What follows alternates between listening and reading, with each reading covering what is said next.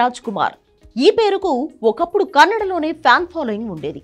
కానీ 4 ఏళ్లుగా అన్ని ఇండస్ట్రీల్లోనూ ఈయనకు ఫాలోయింగ్ బాగా పెరిగిపోయింది.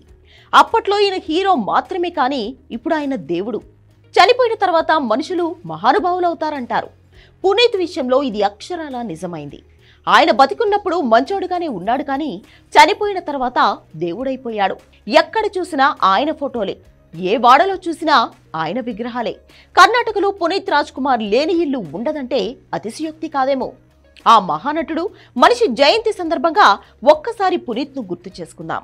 అక్టోబర్ 29, 2021 కన్నడ సినీ పరిశ్రమలో ఎప్పటికీ మర్చిపోలేని దుర్దినం. కలలో కూడా ఊహించని దుర్ఘటన ఆ రోజు జరిగిపోయింది.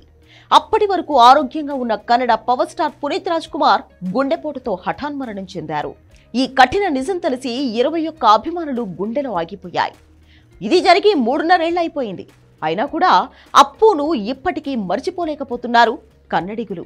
మరణం తర్వాత ఆయన చేసిన మంచి పనులు బయటికి రావడంతో మిగిలిన ఇండస్ట్రీలో కూడా పునీత్ ఫ్యాన్ ఫాలోయింగ్ ఒక్కసారిగా పెరిగిపోయింది. ఈయన ఇంత గొప్పవాడని నిజంగా మాకు తెలియదు అంటూ ఎంతో మంది సోషల్ మీడియా వేదికగా ఆయనకు నివాళులర్పించారు.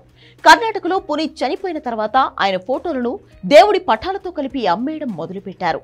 పెళ్లిళ్లు చేసుకున్నా, ఏ పుట్టినరోజు వేడుకలు చేసుకున్నా వెనక పునీత్ ఫోటో పెట్టుకుని ఆయన ఆశీర్వాదం తీసుకోవడం కూడా ఆనవాయితీగా మారిపోయింది.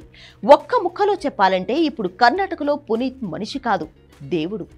ఓ వ్యక్తిని ఇంతగా ఆరాధిస్తారా అని ఆశ్చర్యపోయేలా పునీత్ను గుండెల్లో పెట్టుకున్నారు కన్నడ ప్రజలు. ఆయన చనిపోయి ఇన్నాళ్లవుతున్నా ఇప్పటికీ అతని సినిమాలను చూస్తూ ఎంజాయ్ చేస్తూనే ఉన్నారు.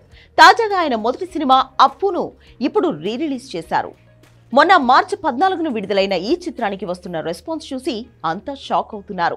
బెంగళూరులోనే కాదు, చాలా వరకు కర్ణాటక వ్యాప్తంగా ఉన్న థియేటర్స్ కూడా సరిపోవట్లేదు. అంతగా ఆడియన్స్ థియేటర్స్కు వస్తున్నారు. అప్పు సినిమా అప్పట్లోనే సంచలన విజయం సాధించింది. 2002లో పూరి జగన్నాథ్ తెరకెక్కించిన ఈ సినిమానే తెలుగులో ఇడియట్ పేరుతో రీమేక్ చేశారు. అప్పు సినిమా తర్వాత పునీత్ కు అదే ముద్దు పేరుగా మారిపోయింది. ఆయన్ని అభిమానులు అప్పు అని పిలుచుకుంటారు. ఆయన జయంతి సందర్భంగా అప్పు సినిమాను థియేటర్లలో చూసి కంటతడి పెడుతున్నారు ఫ్యాన్స్. దీన్ని రిలీజ్ లా కాకుండా ఓ పండుగలా సెలబ్రేట్ చేస్తున్నారు కన్నడిగులు. ఈ సినిమాను పలువురు సినీ రాజకీయ ప్రముఖులు చూసి కన్నీరు పెట్టుకున్నారు. ఇక అభిమానులు బాధ చెప్పడానికి మాటలు లేవు.